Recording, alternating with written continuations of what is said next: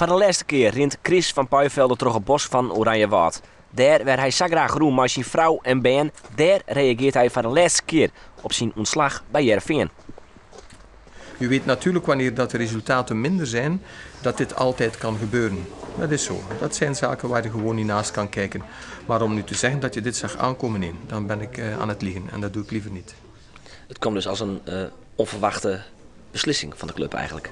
Op dat moment wel, ja. Maar Van Puivelde mat fot, liek als zijn vreun en die oren assistent-trainer Henk Hedder. Die is nou nog in onderhandeling bij Heerenveen over een nieuwe functie. Maar Van Puivelde en Henk Hedder hebben nog altijd een contact met mijn.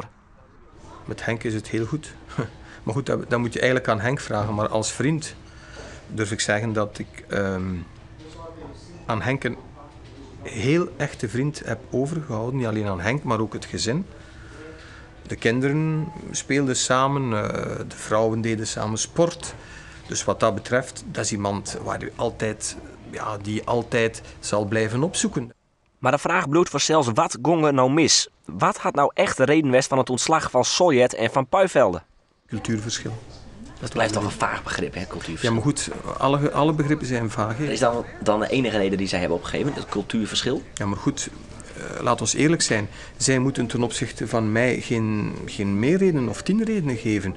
Wanneer zij vinden dat dit op dat moment voor de club de beste beslissing is, ja, dan heb ik als werknemer dat te aanvaarden en te zeggen, oké, dit is zo.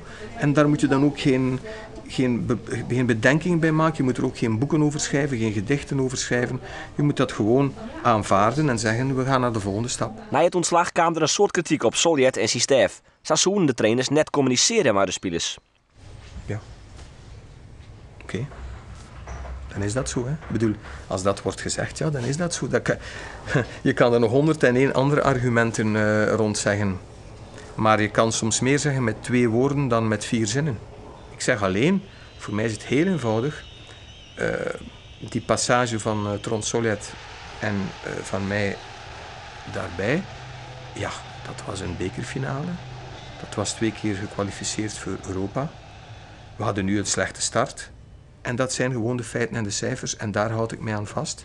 En we zullen zien, naar de toekomst toe, wanneer die feiten en cijfers, of die goed waren of slecht waren, of dat rapport goed of slecht was. De toekomst zal dat uitmaken. Op basis daarvan zeg je, de prestaties waren goed. Dus waarom moesten wij eigenlijk weg? Maar goed, dat is een beslissing die wij genomen hebben. Dus op basis van cultuurverschillen. En dan heb je een andere zaak genoemd, communicatie. Dat is allemaal verschenen. Dus, oké, dat is zo. Ja, er zou geen discipline meer zijn in de groep. Dus te zien wat het woord discipline inhoudt. Hè?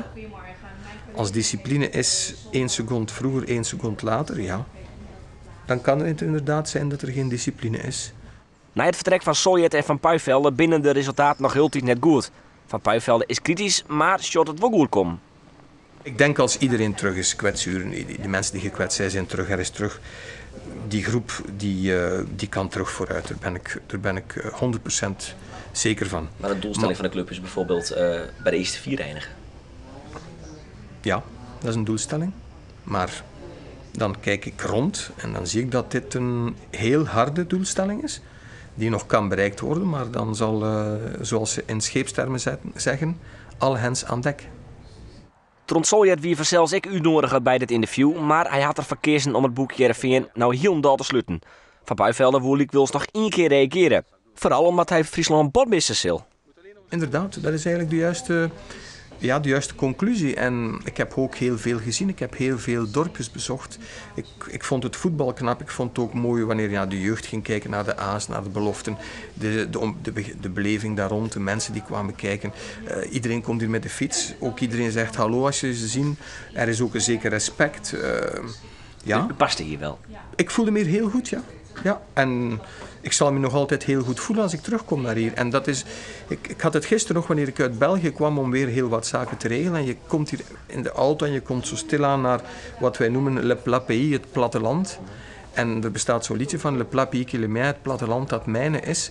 Wel, dat gevoel had ik hier ook. Zo het platteland, die wateren, alles wat er rond Friesland leeft. Ik ben nog altijd op zoek naar een miniatuurskutje, omdat dat wil ik dan ook meenemen als herdenking. Of niet als herdenking, als herinnering aan Friesland.